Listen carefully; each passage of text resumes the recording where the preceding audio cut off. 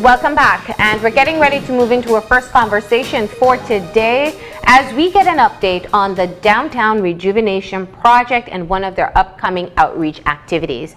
We have with us at this time Albert Avila, who is the Community Liaison Officer, and Chelsea Evelyn, who is the Project Support Officer. Good morning and welcome. Thank you. Good morning. Now, Albert, let's just start with an update. We know the Downtown Rejuvenation Project has been ongoing for a while, and the end in sight is kind of the entire restructuring or resurfacing of the downtown area. Where are we in the beginning of 2017? Let me start with about the project. Mm-hmm. You know, I've been on this show a couple of times the last quarter of last year, and every time I come, we've been talking about the various initiatives that we're having. Yeah. But we've never really spoken about the actual project. Why the project, and what is the project about? So let me just take a few minutes just to get us up to that point. Okay. Basically, you know, Belize City, we have a large history in downtown Belize City. Belize City started in early 1600s, late 1700s, early 1600s. And we all started right in downtown Belize City. That's where the baymen and the first buccaneers started from. But since that time, we've been growing. Over the last 400 years, the city has been growing, so much so now that we have rural communities all the way to Los Lagos and Mile 8 on the George Price. And that growth has caused some issues for downtown Belize City. And in 2009, the government had contracted a study, an infrastructural study, to see how they could make Belize City a better city. And we don't have time to go into all that detail. But that company, that report was like a 166-page report. Wow. So what I'll tell you is a summary of that. The solution or the issues that came out from the report was that downtown Belize City, the way we were growing, the land use and the planning, that wasn't there in the city. And as far as preparation for climate change, we weren't doing that.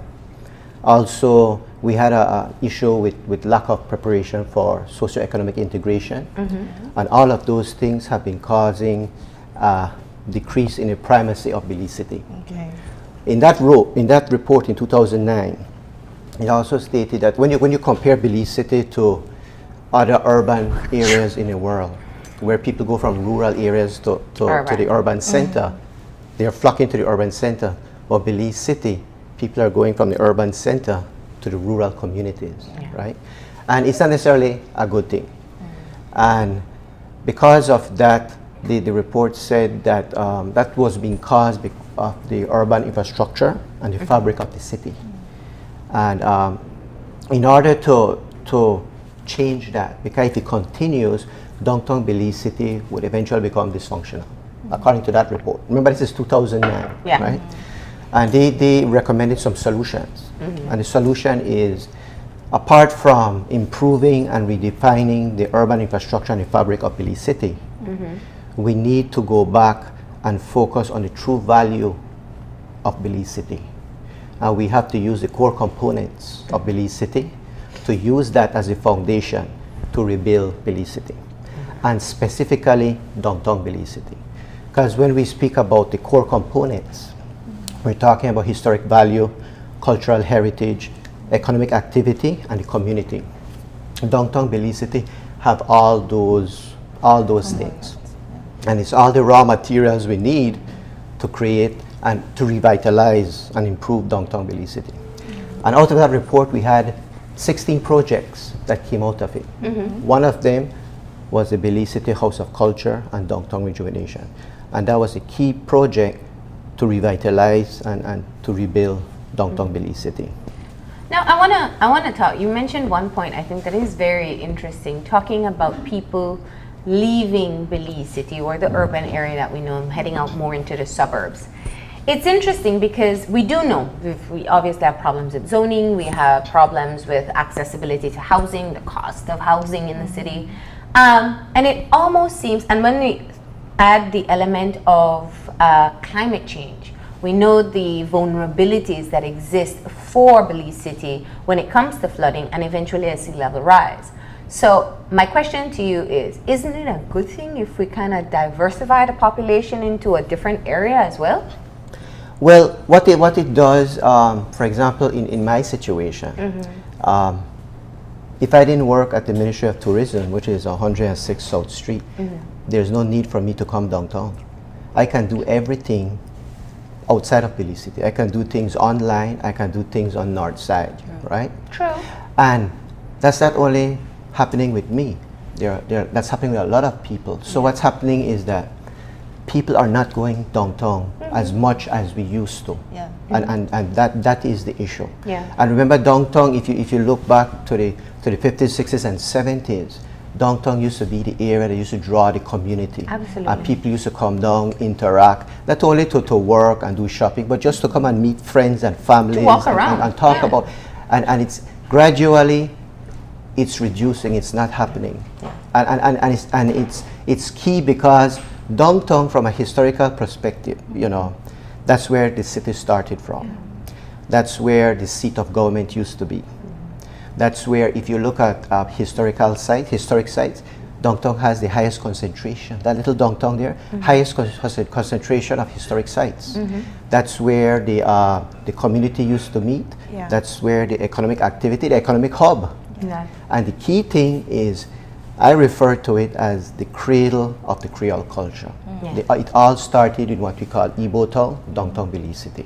So from that perspective, we can't let it go down. Let me just add to that, because what you pointed out, I think, is a very realistic situation. I'm as guilty. You know, we only go downtown if we absolutely need to. You spoke about infrastructural changes, and I know there are other components involved in the project. But if we are to look at what is currently in place, the traffic control is really the biggest issue. I know most people I speak to, if you say go downtown, they'll say, oh, parking, oh, traffic. Now, you may refurbish House of Culture, you may work with communities, but that's a problem that we have been battling for a very long time. And how do you fit that into the appeal of going into the downtown area once again? Well, unfortunately, our project we have a scope. Yeah. And our project is to build on the history and the culture, to bring people in that area. It doesn't cover that part of the situation.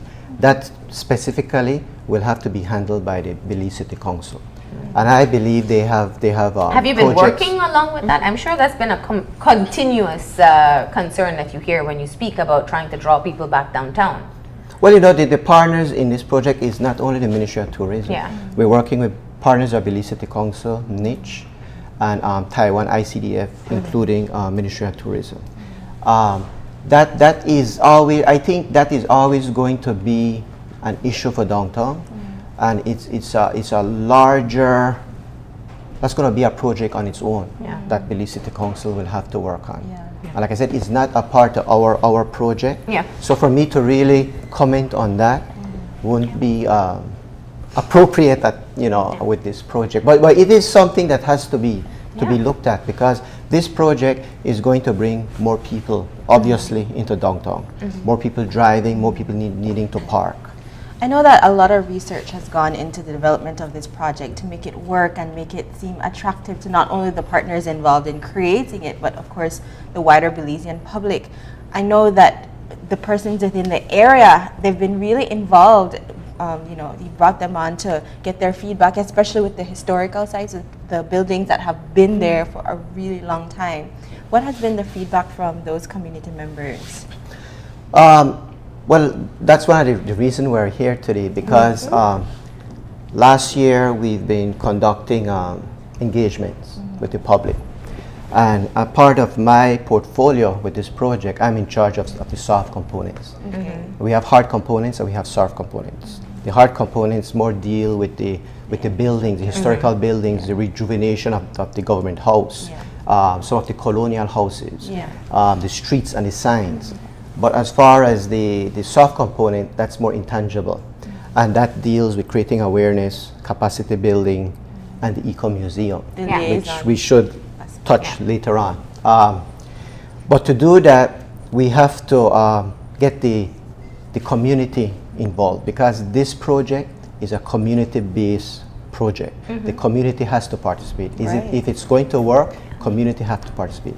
Last year, we're having some engagement meetings, and the turnout haven't been as the way we wanted it. We had some good turnout from the community, but we wanted a little bit more. So we've been changing our strategy. And this January 14th engagement that we're having is the end of what we want to do with getting in touch with the community. And it's, like I say, it's important because they have to know what's going on. They need to buy into it. Yeah. Yeah. And if they don't buy into it, then it's going to be a bit harder. So who are you reaching out to when you say community? Because when we think of downtown, we think of the businesses that are involved. And obviously they aren't necessarily residents of that area. You have the areas near the House of Culture. And we also have to consider that not only are they having challenges in terms of keeping businesses open later so that people can be able to access, the fundamental problem tends to be safety or security. So you're in an area that is so close to what is considered a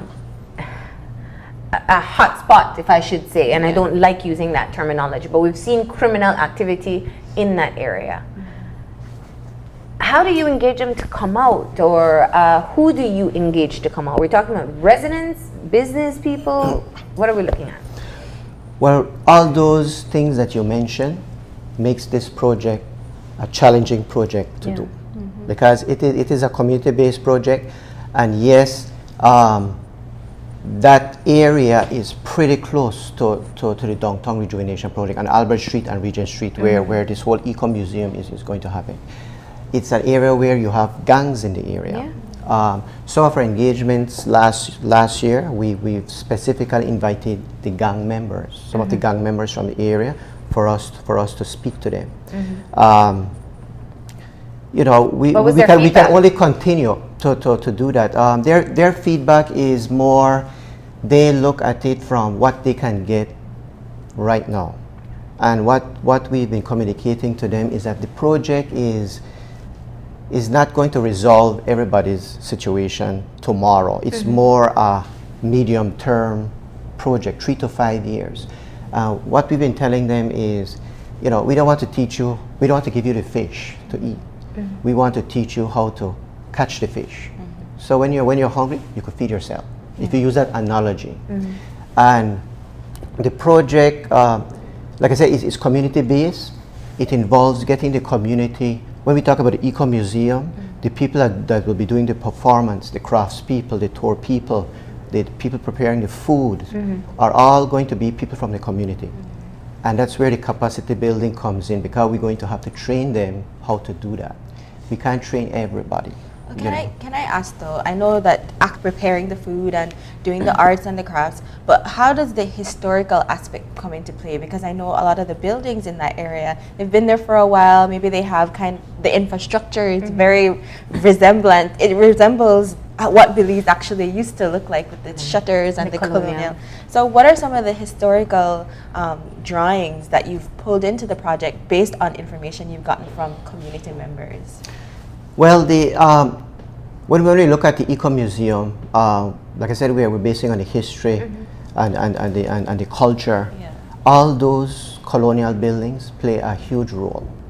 And there was a study done on the amount of heritage, we call it heritage homes, that we have in the area. We have 700. Oh, wow. And sometimes people look at that as a bad thing. But from a visitor standpoint, international and local visitors coming into the area, that's a gold mine. Because when people come, they're not necessarily looking for some of the new structures that are going up. They can see that anywhere. They want to come and see what Belize City used to look like. They don't have it at home anymore. So they're coming and they want to see that. And it is those same buildings that we're going to use to tell the stories about downtown Belize City. So even when you, on a greater scale, once this project has started, a lot of those homes in going out of the scope area, going, west of Albert Street, a lot of those homes could be incorporated into what we call mini museums. Somebody that have a little home could possibly change that into what you could say maybe a little ice cream parlor, a little cultural ice cream parlor. You don't really have to change much. You just have to fix up inside a little bit, and you sell the ice creams of the local types of ice cream: coconut, watermelon, crabo, all of those things. So that is the idea they can start to do. Okay. And another thing we want to promote this year, in collaboration with the Department of Youth Services, things such as like the urban The garden. permaculture. Everybody have a little space of land, maybe 10 feet by 10 feet, and we want to show them how they can use that to plant their vegetables and maybe plant some fruits. And if everybody start doing that, just think about how they don't have to spend on vegetables anymore. They can feed themselves. So it's little things like that we can do for them, and we want to share with them. And on the January 14th outreach that we're having, we actually want to have an urban garden set up at the government house so they can actually see it. And we can show them what they can do. So they can start helping themselves. It's not like I said, we doing things for them, because this project is going to end February next year. So we want to show them what they can do to help themselves. So what is, and let's get Chelsea in for a second, talk about the objectives of the community outreach this weekend. What do you want people to walk away with after coming to the event? After walking away from the event, we want them to have a sense of ownership of the House of Culture, because people tend to view the government house as this isolated, hands-off building because of its history, and we want to change that. We want the House of Culture to be a place where Belizeans feel welcome, because now it's going to be their home per se, and that's why we have the idea of the Eco Museum. It's not just a regular museum. You walk in, you view artifacts, and you just leave, and that's it. Our focus is we'll be having different workshops, different trainings, so that youths can learn to be more involved and appreciative of their culture. And for like some months now, they've been having different community engagements, but the turnout has been low. So we've taken a different approach. And so this Saturday, January 14th, we're having another community outreach at the government house. But we'll be having food, we'll be having tours inside and outside of the government house. We'll be having giveaways.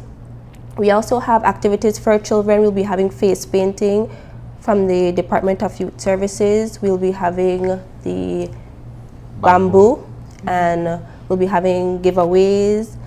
And we are inviting all Belizeans, doesn't have to be from downtown, but from all over, to come and get an idea of what the project is about, what is our goal, and what we hope to achieve when the project comes to a close in February of next year. And the reason we're targeting the downtown residents is because they're the one that's going to be affected by the project, whether it be positive or negative.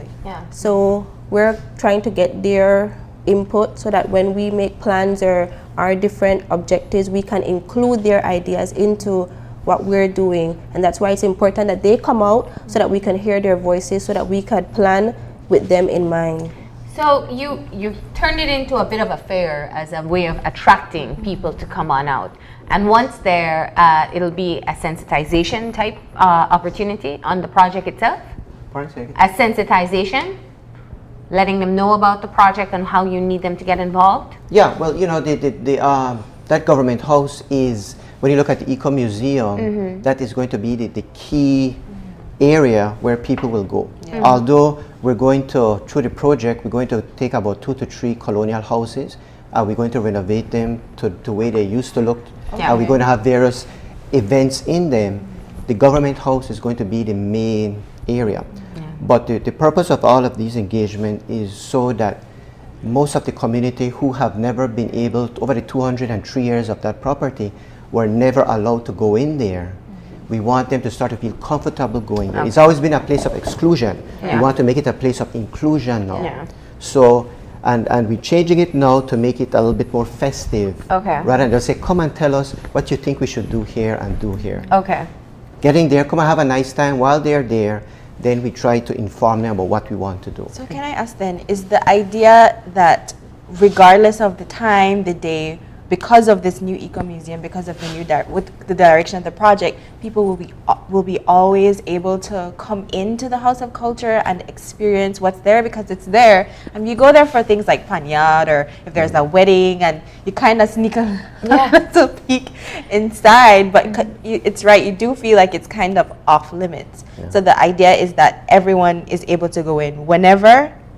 Well, you know, the actual House of Culture will be turned into the National Museum of Belize. It's going to be turned into a museum. Okay. That's open to everybody. That's its new name? That'll be eventually, might not be the name, but that's the way we're That's the referring to it direction. right now. Okay. And we're going to build a new building on the property. You know where the carriage house is? That's Yes. where the governor used to park his horse and cart and Yes. his car. Behind that, we're going to put a new House of Culture. That building is the building we're going to use to do the capacity building, because we need to produce performers throughout the eco-museum. Right there at the House of Culture, we need to have dancers, musicians, and so forth. We want to use that to be sort of the training ground for these people. Yeah. So people will be coming in there, we'll be training them. Hopefully they'll be able to do performance all over the country. Yeah. So it's going to be like a training ground for the community. Now, you've spoken about your very close timeline. You said next year, February, you'll be looking to close off the project. What are some of the objectives that you are yet to meet by next February? One of our challenges has been the hard components. It has been very, it's a little bit complicated, because originally we were looking at the heritage homes to lease them and so forth. But when you look at leasing heritage home, it's sort of a can of worms. Yeah. So one of the key things we need to get done is introduce or improve on the national historic legislation. Once we can complete that, then we can start working on some of these parts of the hard components. Yeah. So we are kind of pressed for time, but we should be seeing a lot of changes with those as we go in later on into this year. So this legislation will acknowledge the historical element of some of these homes and provide incentives or restrictions? What are we talking about here? Well, you know, we do have legislation to protect archaeological sites. Absolutely. These are places that may be 100, 200, 300 years old, but we don't have anything that protect things that say 0 to 100 years old. If you write a poem and it's you know, we decide that it's historic, it has a historic significance, we will have legislation to protect that. Wow. Some of the houses that are there, you know, for example, a house like Emery King House, which historically it was significant. That's where he grew up. No longer there. Yeah. Now it's a parking lot. We would have legislation in place so we could protect some of these houses. We could protect some of the historic buildings. Yeah. So anything that we deem tangible or intangible that is significant historically, we'll have a law in place to protect it. Now, I hear your appeal to people in maintaining the colonial look of their homes, but I think in a realistic aspect, if someone is thinking of hurricane proofing their home or upkeep of wooden homes is very expensive. And I know Belize City Council worked in trying to get them on the surface to repaint and have it look cohesive to the downtown look. But what has been some of the feedback you get when you identify a home that still has some of the traditional colonial aspects, and you speak to them about being able to preserve it as is? Well, that's what I tell you, it's complicated. Because, for example, I spoke to a gentleman that's on South Street right after the church, and he said, we painted the building to make it look a little bit better, but by doing that, his taxes went up. So those are issues that need to be worked out, and those are issues that Belize City Council will have to work out. And as far as trade license and taxes and like that in that area, when you talk to people, they complain about those things. But those are things that City Council, they're already working. I know they have plans on trying to improve those things. And those are the challenges. Yeah. And that's why from the hard component standpoint of the project, that's why we've been having some challenges. You know, I really think it's important that you mentioned that, because of course you're going to have this realistic idea from the community members. Chelsea, can you tell us a little bit about how the community members will be able to provide that feedback at the event? We'll be having like meeting areas inside the homes, inside the government house. We'll have like 2 rooms where we'll be asking them a couple questions so that we can get their feedback. And I guess while at the event and they're walking around and we're giving information, and if they have any questions, they can feel free to ask. And we'll also have different booths. We know the museum will be having a booth. They'll be giving their input of how they're contributing to the project, and if question arises, then they'll be able to answer. But our main focus is the rooms inside the government house. We'll be interviewing them, those that want to be interviewed one-on-one. Oh, That nice. sounds great. So tell us the details. When can people head out to the House of Culture grounds, and how long is it going to be? It's this Saturday, starting off, in Belize City, obviously, at the House of Culture. Okay, we will be starting the day at 8 a.m. with a community cleanup. We'll be cleaning up the park next to the government house as well as the government house compound. We have a group from St. John's Junior College that will be assisting along with some other members, and anyone that's free on Saturday morning, they can come out as well. We'll be having light refreshments for those that participate. And then we have the official open day festivities that will begin at 11 a.m. until 4 p.m. Okay. So And you can purchase food and drinks and... no cost, everything will be free of Oh, cost. everything Entrance, is free. Food and drinks are free. free of And Your cost. face entertainment. painting is free. Everything will be Your free. entertainment is there for people to enjoy as well. Wow. That just upped the ante for I people know, to... because we So love we're free tickets. inviting everybody. We Yeah. want the people from the south side, Yeah. who's our target people, but we Yeah. want everybody to come out there and enjoy it and learn what we are doing. And a part of the important thing that we're going to do with some of the people that come, we need to get oral history. Absolutely. Yeah. Because a large part of the Eco Museum is telling the stories Yeah. of downtown Belize City. So we want to get a few of these people, maybe some of the older ones, to come and sit down with us and tell us what they remember about the government house and downtown Belize City. What you used to do Yeah. when you were young that we don't do anymore. Yeah. And we start to figure out ways that we could record it and we could share it with the public. You know, speaking of collecting that information, if there are persons who have maybe an artifact like an old newspaper clipping or a photograph that they would want to give to the project, would they be able to do that?